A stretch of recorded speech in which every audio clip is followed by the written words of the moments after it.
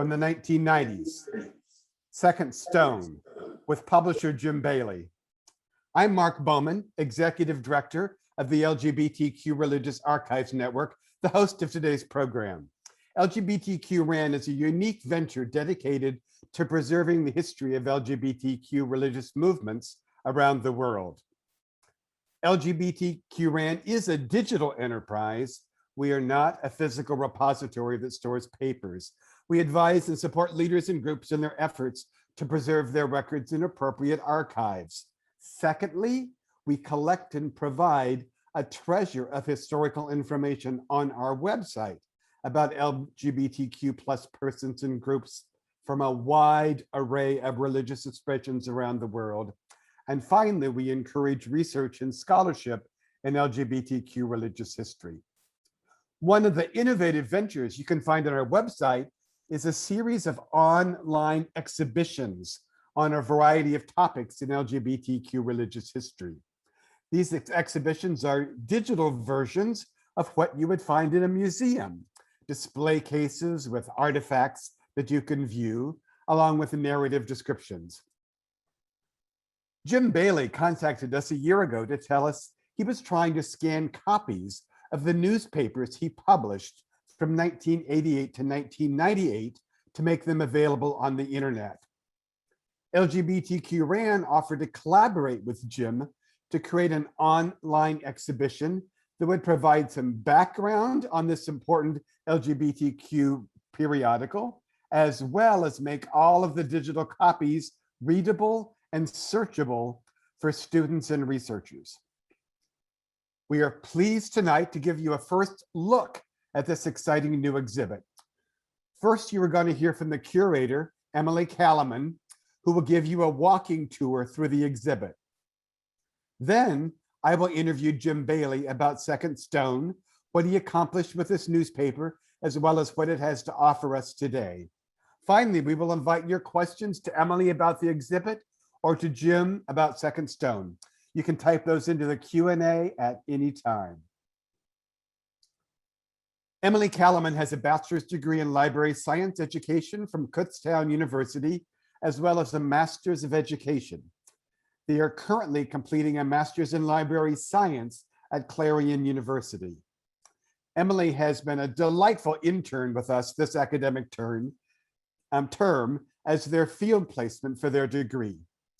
Emily picked up on the work on this exhibit started earlier by Stephen Coldbrook and Brandon Lucas, and has completed an attractive and user-friendly display.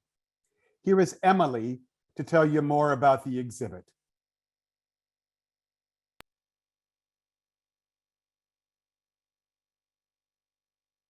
I was muted for a second there. Sorry, everyone. But thank you, Mark, for that introduction. And thank you again, everyone, for coming to the LGBTQ RAN launch party on the Second Stone. So here in this exhibit, viewers will be able to read about Jim Bailey, the rise and fall of the publication, and I am going to show you everything tonight and how to use this virtual exhibit. But I would like to show you one of the many videos that Jim recorded for us that we have placed throughout our online exhibition. This video is on the introduction page and specifically focused on where Jim got his idea for Second Stone.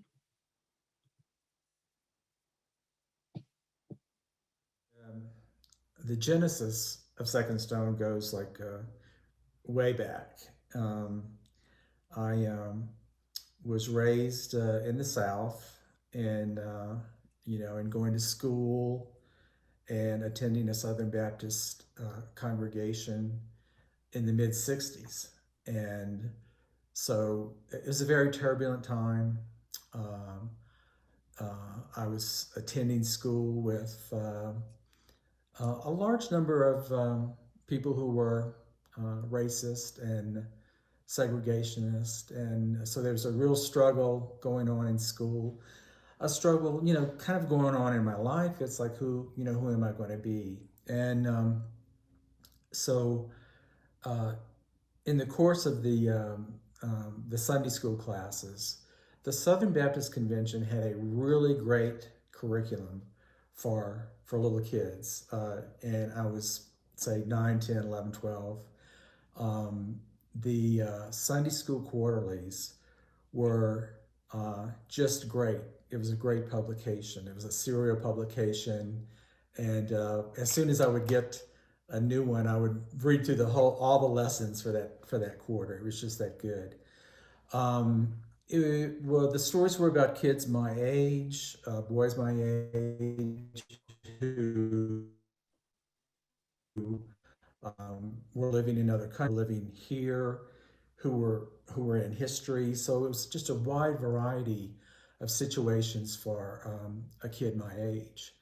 And so I, in the questions of who am I going to be, am I going to love all people, or am I going to be like people in my environment outside the home who were racist and that kind of thing? And so the little quarterlies were very important in my life, and it did point me in a direction. I'm not going to be, a racist. I'm not going to be a liar. I'm not going to be a cheater. I'm not going to be a thief, and that kind of thing. And when I see those things going on around me, I know that it's wrong.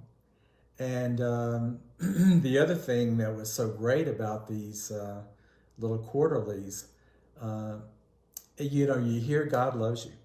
Jesus loves you. You hear that every Sunday. It's in every chapter of these pages. And so when the preacher from the pulpit says, well, God hates Roman Catholics, or God hates homosexuals. I mean, you can be a 13 or 14-year-old kid and go up to the pastor and say, you're wrong about that. And that was a foundation. More information about Jim Bailey can be found on the Who is Jim Bailey page of the exhibit. To find this, you can scroll down to the area that says Explore the Exhibit and click on the button with the same name. Here you can read about Jim Bailey's background before Second Stone and also see some personal photos of Jim during his time publishing Second Stone. To navigate the exhibit, once you are on each individual page, you can scroll down to the bottom and click on the hyperlinked words to take you to the next section. As I go through and show you more of the finite details of this exhibit, it is important that we discuss what exactly Second Stone is and how it came to be. Second Stone was an LGBTQ+ publication that ran from 1988 to 1998. It was started by Jim Bailey as he found himself increasingly angry at the lackluster response from the church about the AIDS epidemic. In fact, it was after a visit to the Names Project AIDS Memorial Quilt that Bailey began putting together thoughts for a spiritual resource for the LGBTQ+ community. His hope was to also challenge the rhetoric of love the sinner, hate the sin, which gained currency amongst members of the religious right. In his own words, a voice to counter hate. Hence, Second Stone was born. The name Second Stone comes from the Bible story John 8:7, where Jesus prevents the Pharisees from stoning a woman by saying, "Let any one of you who is without sin be the first to throw a stone at her." Jim recalled it as a response to the exclusionary practices of the church in the 1980s. He specifically said, "I felt like the church had certainly cast the first stone at us towards us as a community, and that this would be the response to hatred coming out of the church towards gay people." All of this information and more can be found on the How Did It Begin page, as well as a few more videos of Jim talking about his experiences with Second Stone. From this small idea, Second Stone grew, eventually with their readership reaching 12,000 by the height of their popularity. However, as access to LGBTQ resources on the internet grew, readership for Second Stone dropped, and in 1998, Second Stone ceased publication. On this page, How Did It End?, you can read more about this in detail. Nonetheless, the impact of this historical LGBTQ publication is known throughout today. Now I would like to take some time to show you how to search and find all available copies of Second Stone. Here on the Second Stone issues page, you can peruse and look and read full copies of Second Stone. If you are looking for something a bit more specific, you can utilize the search bar found here at the top of the page. Please note that if you are looking for even more specifics, you can do a search here. And we do have search hints to help you find what you're looking for. So please utilize those if you're having a hard time finding what you're looking for. So now at this time, I'm going to hand it over to Mark and Jim, as Mark has prepared some questions for Jim about Second Stone.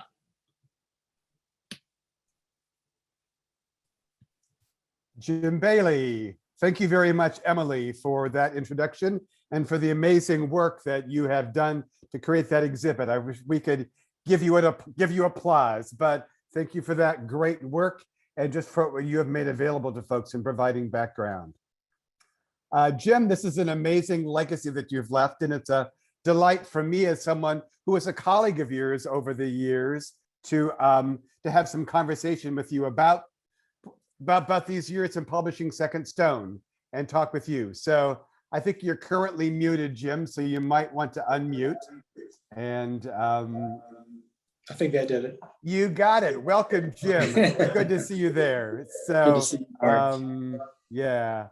I actually browsed through all of the issues before we had this conversation, and the run of Second Stone, and I observed there's a little bit of echo coming. Jim, is someone For else? me? There's an echo I'm hearing. So, okay, we'll go on, and maybe Asadi can tell us what's going on. I observed three major themes in LGBTQ Christian movements that dominated the 1990s. Number one, intense conflicts in Protestant and Catholic churches and judicatories over LGBTQ plus concerns. Number two, the virulent anti-gay rhetoric and actions of the religious right. And then thirdly, the AIDS pandemic. Can you speak to the tenor of these times and how you observed all of this as a journalist?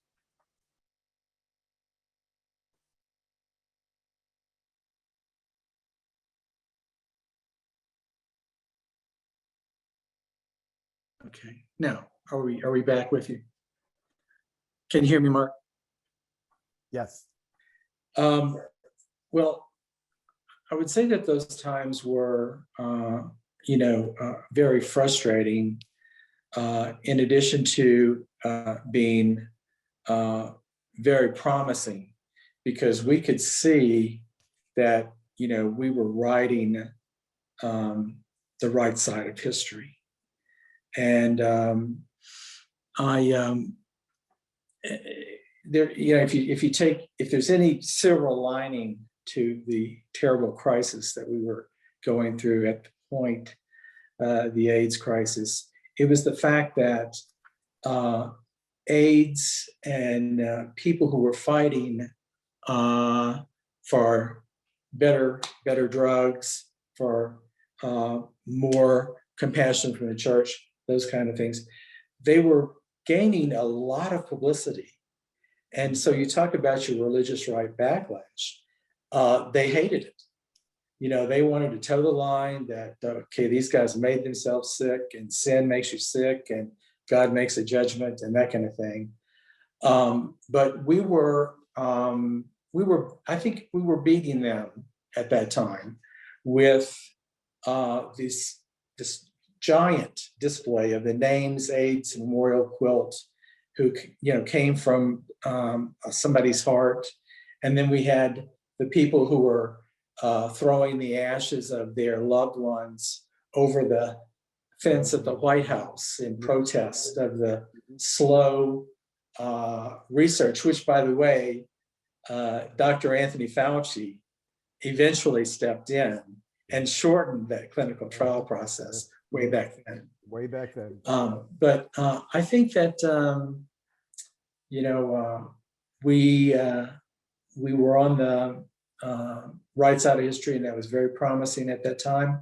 And so a lot of those guys from the religious right are they're pretty quiet these days, or have, like Jesse Helms, Are no longer around. Yes. are no longer around. And we're here, and we are here celebrating all this. Yes. Jim, each issue of the newspaper has a cover story or a feature story. How did those come about? Did you choose the themes and you did the primary research and writing? And then maybe what were one or two feature stories that you are particularly proud of? Well, that changed over the course of the years, but generally, some of the writers would have an idea of something that was timely, and they would submit that. In fact, they'd even submit the whole story. And yeah, edition after edition, some really good stuff came in, had some really good writers on the line. I really didn't do too much feature writing. No, I didn't. And your other question was? Yeah, was there one or two Okay. stories that kind of struck you that were memorable feature stories that stick with you? Well, I really liked, in spite of everything that's going on with us, I love the stories that came out about our art and our music, and what we were doing creatively. We had a layperson at a church in Pensacola who had taken out all the old windows of this old church, and he hand painted all the stained glass windows for an MCC church in Pensacola, which was just fabulous and beautiful. Mm-hmm. And then the musicians, Paul Delph has music that I still listen to today. There's one issue about seriographs that this artist created, and didn't have the resources to do all of them in color, but they came out looking pretty good anyway. But those are the ones I'm most fond of. The ones that were really meaty with some fight, that takes a lot out of you. And the ones that were just look how beautiful this is, that adds something to you and makes you feel like, well, I'm going to do one of these papers again next month. Good. Yes. Jim, the early issues of the newspaper had a lot of content about personal lifestyles, stories about families, relationships, monogamy, infidelity, even where to go on vacation. That content mostly disappears after the third year, and the content becomes more news and resource reviews. Can you speak to that change? How did that, what was going on there? I felt like in starting the paper, the first editions, I was looking at myself and, my involvement in the church, my friends who had AIDS, my relationship, and everything was in silos. Everything was compartmentalized. And I thought there needed to be some way to integrate all this. And I started to talk to people who were writing for weekly newspapers and other markets, gay newspapers, about families, including Sylvia Pennington, who was a Pentecostal who came over to our side and wrote some really wonderful stuff. David Dorley, who was working up in Baltimore. And they came out with some really good stuff that I hope would speak to our community, that this is how you build a strong relationship. This is how you need to be speaking up in church about your friends who are suffering with AIDS. And so it did tend to help me in my attempts to kind of get everything integrated. But now the change came when there was just a gentle shove from readers and others. It's like, you really need to be sort of jumping in with both feet in the rest of this stuff. Mm-hmm. And that's where, the change, I think, took place. Yeah. And it was good. It was a good thing to do. Yeah. So we'll talk more there. It's interesting to observe the development of the newspaper over the years, and we'll sort of get to that more. I'm going to bring up an early matter. There was a quote from a reader in the February 1991 issue that decries the, quote, trend toward articles by those who attempt to justify their own unchristian lifestyles and biblical beliefs with human rationalization and corruption of God's word. This reader particularly notes an ad for a Christian New Age Quarterly and concludes that, quote, Christians have to draw a line somewhere. A couple of years later, in the editor's column, you mentioned critical comments you got from readers, the most surprising of which is that Second Stone is unbiblical. These narrow attitudes about Christianity from LGBTQ Christian persons are jarring to us today. What was going on there? What was your sense of what was going on there, Jim? Well, if you take our little community, the LGBTQ religious community, it's exactly the same as the big religious community in the United States. And we have Roman Catholics, we have Pentecostals, we have Lutherans, we have Baptists, and we have people who really believe that they're gay people who worship in a way that they believe that the Bible is inerrant. And there's, I'm not going to say fundamentalism, but it's heading toward fundamentalism in what they believe, their belief, and the exclusion of everyone else. And the woman who edited Christian New Age Quarterly, we had hours of talk about this because, it was the most criticized ad, I guess you'd say, in the paper. But, New Age is there's a lot of peacefulness in that, and I wish that our folks would have been able to kind of embrace and not drawing the line in the sand so quickly. Yeah, exactly. But we did have those. We had a lot of cancellations, and had ran a little news clip one time on a game called Zap a Fundamentalist. It was one of those old, I guess, EA games or something like that. And somebody had written the code and you could zap a fundamentalist. And oh man, you're talking about zapping someone in the very face of Jesus. And so it was very hard to be Big Tent in this environment, but I did the best I could do. Yes, there was a lot to deal with in terms of a very broad constituency. Yes. So in glancing through the issues, I was reminded that the 1990s was the heyday for LGBTQ Christian conferences. Every issue listed a dozen or more conferences coming up, hosted by a variety of groups on different topics. Particularly in the summertime, there were dozens of conferences going on. I think you went to a few of these to promote your Second Stone.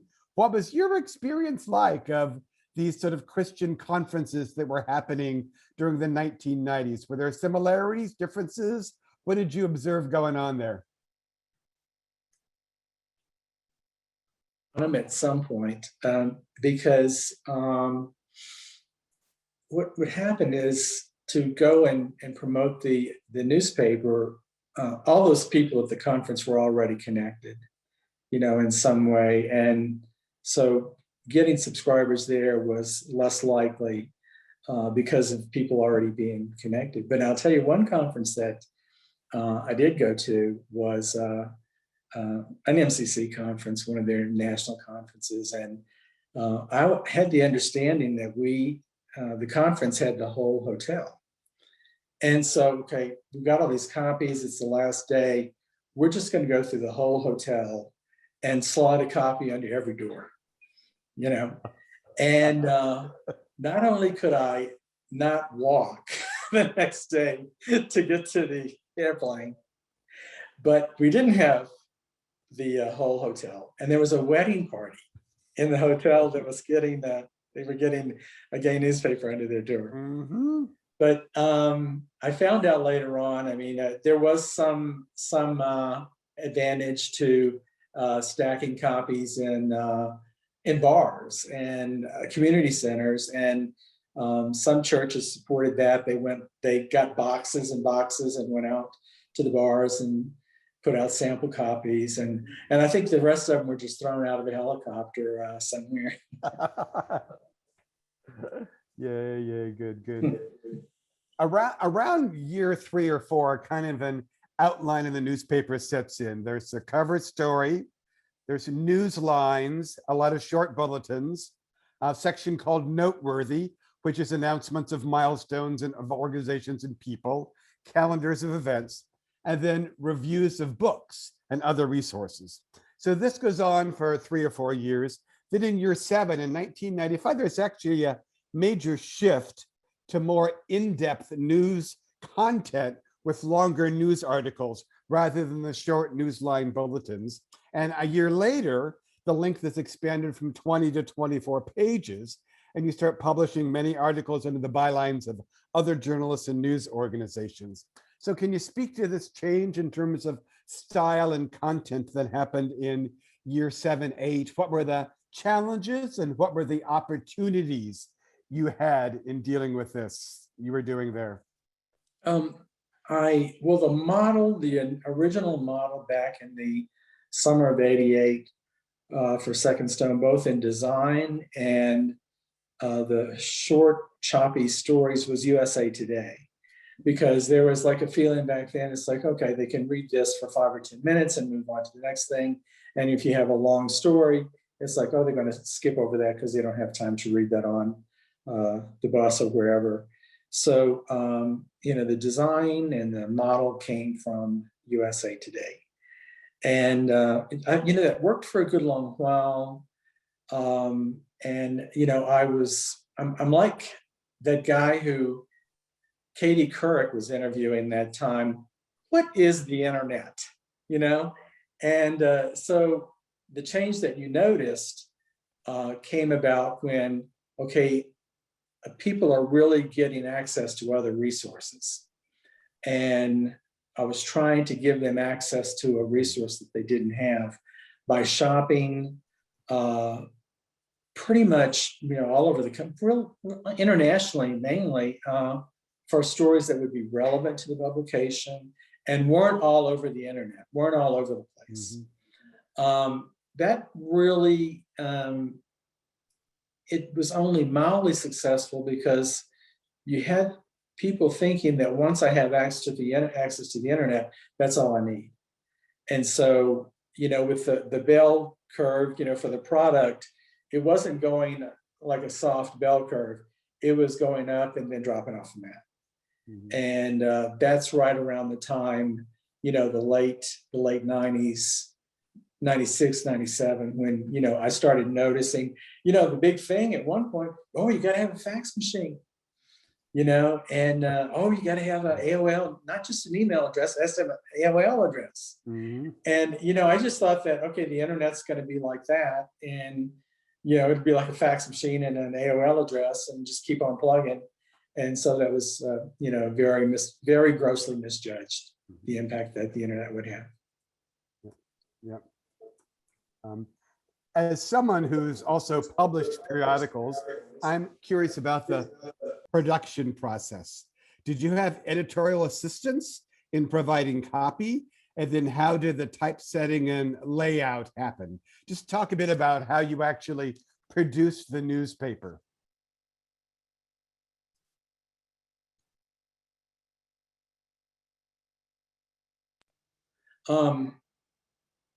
I did have a lot of editorial assistants, people who were writing and submitting. The thing that I should have had from day one was a copy editor, and never was able to afford a copy editor. And in fact, I'll tell you who told me that. Some of the people who initially worked on Second Stone came from a large newspaper publishing company. And I was a really good friend with the food editor for the 7 newspapers that we published. And by that time, she had left her job. She'd moved to Seattle, sent her a copy. And she said, you really need a copy editor. Mm-hmm. Invest in a copy editor. And I never did, because I just didn't think I had the money to do that. And it was something I thought, well, I can proof it and everything will be fine. I can do the copy editing and everything's going to be all right. And that sort of didn't work either. But what was the other part of your question? Well, this is pre-digital age. You didn't create digital files and send to the printer. How was the paper laid out and typeset, and how did it get to the printer? Tell us about that. On a Mac and a laser printer, and the pages were UPSed to a printer, a daily newspaper printer in Bogalusa, Louisiana. And I enjoyed being there, in the press room when the press was rolling. I worked with newspapers since 1972, right out of high school, in photography. And Second Son wasn't my first publication. I did a sports publication in Southern Louisiana. So I was well aware of getting on the press and how to get on the press and that kind of thing. And it was fun for me. I enjoyed it. And I still forgot the second part of your question. No, that was it. It was just about how the production happened, how the production went in. So that was good. That was good. So, but that was a time-consuming process, designing, printing, mailing it bulk mail, to created a time delay of 2 to 4 weeks from when an article was written until a reader actually got to read it. There are occasional comments printed from readers complaining about articles being out of date. How did you deal with the challenges around the timeliness of information that you were publishing? Well, that's when the shift was toward articles that were not so time-stamped. And there were longer articles. The newspaper at that point, and by the way, the owner of this newspaper, Lou Major Sr., I think he's passed away now. Lou Major Jr. was running the newspaper, but he tackled the Klan in this little town of Bogalusa. He had a radio show, and at one point, Bogalusa had 800 Klan members up there, and so I was so happy, when he found out, because this was Second Son's third printer, one a commercial printer in New Orleans, the one up in Greensboro, Mississippi, and this one was in Bogalusa. And I was just so happy to find them. And I mean, they worked with us the whole time. And I was going to say, eventually started giving us more pages for just a few dollars more that we could fill up, But yeah, that was the way to deal with, I mean, I knew it wasn't getting out fast enough to be, considered news. But then on the other hand, I had somebody tell me one time who was editing a newsletter or an insert for the Lutheran magazine, it ain't news until you read it. Very good. Of course. Yes. So I've noticed there are not a lot of photographs in the issues. Were they hard to get? Was it a matter of production? Or they took up too much space? How did you deal with issues around photographs? Well, I am a photographer, but to get around and take photographs of everything that was going on would have been way too expensive. The writers sometimes submitted photographs. Most of the time they didn't. And the other part of your question, yes, it was a production problem because it was extremely expensive. And with my sports newspaper, I was the photographer for everything that was in the newspaper, and I could adjust the size of everything I wanted. It could be one huge halftone shot at one time. But when going out for printing at the Daily News, they had to do each halftone at a time, and that was expensive. Yeah, I mean, I wish that I would have been willing to go the extra bucks for more photos, but yeah. Speaking of bucks, why don't you just say a bit about your business model? You were largely, you were subscription driven in terms of revenue, right? Which is what really limited your financial resources, correct? Speak a bit about that. I wanted to, and going back to what you mentioned about the first issue, which did include a travel section, and got heat for that because you can read about LGBT travel anywhere, but we don't want to read about travel in Second Stone. But I forgot what I was going to say. What was the question again? Well, just a little bit about your business model and Oh revenue. yeah, the business. Where did you get your financial resources? They were very limited. How did you grapple with that? Right. Mhm. We wanted to be advertising based because that's what the previous publication, Bayou Sports, was advertising based. It wasn't subscriber based, and you really could throw those out of a helicopter. Mhm. So you ran into this problem, and this was not just at the beginning; it was throughout. We're a gay business, and your advertising material didn't really say that your publication was religious. So I mean, we can't do that. And then if you go out to a religious publisher or organization, there's a lot of gay stuff in there. We really can't do that. And so never had the advertising dollars needed to do well, and hire the copywriter. Mhm. Yeah, yes, I hear that. So you talked a bit about the digital age. As I was reading you sort of alluded to this already, your editorial column in the summer of 1995 talked about, over the years, many of your readers talked about being isolated and finding it hard to get information about being gay and Christian. And you tell them about a great new resource that they can get to with a computer, this space called America Online, and the fascinating conversations they had there.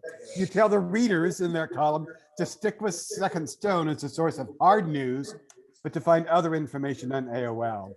So you already alluded to the fact that this was the change that brought about sort of the demise of Second Stone. Anything else you want to say about how that digital age affected you? Well, I thought that was pretty much going to be the extent of it. But when websites for the different organizations started popping up, and people could get just so much more information from the websites. I think I had, maybe 2 issues in 98 where I thought things might pull out. And then the last 2 issues where, I knew that we weren't going to be able to continue at that point.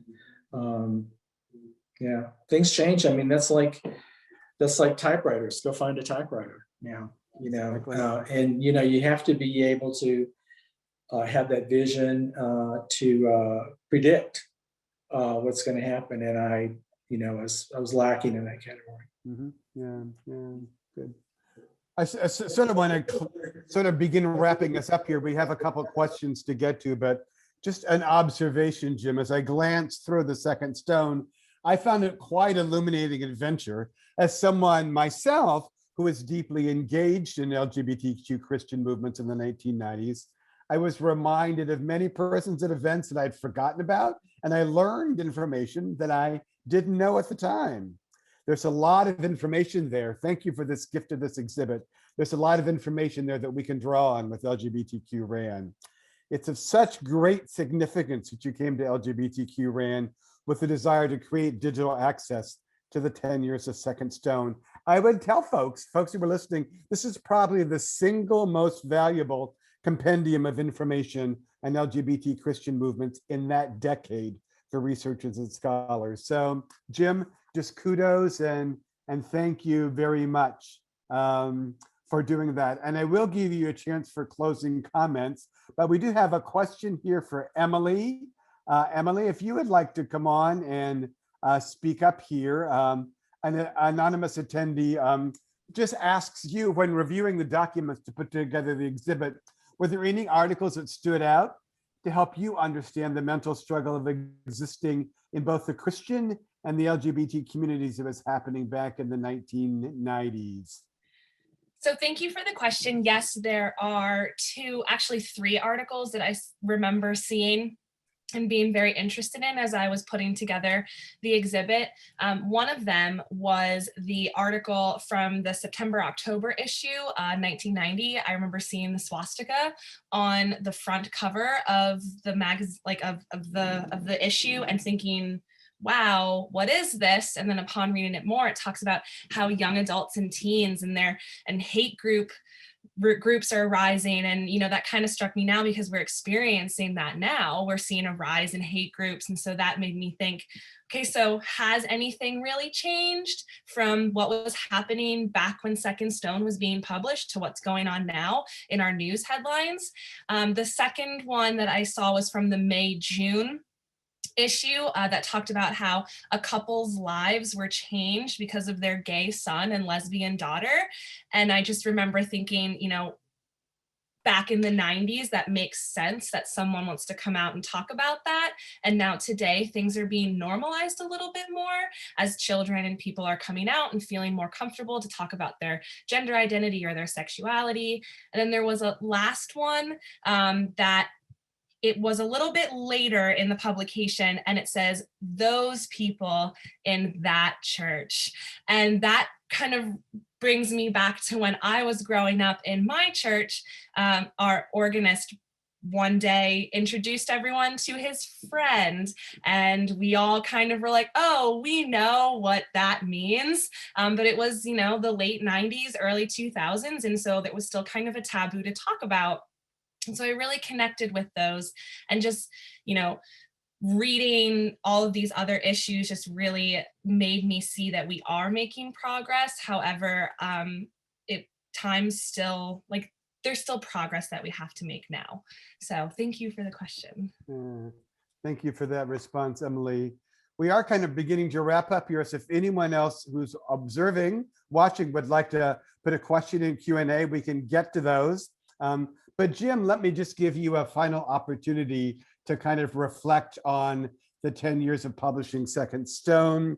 Can you offer any reflections on what this experience is like? What did you take from that? And then what do you think you left behind in terms of the work you did with Second Stone? Well, I think that the idea came out of nowhere, really. And that I had the experience, the printing experience and production experience to put it into reality was just very remarkable to me. I mean, it's not anything that I would have ever thought that I would have done. I'm an introvert, basically, I think, and not willing to take big risks. And this was certainly a risk.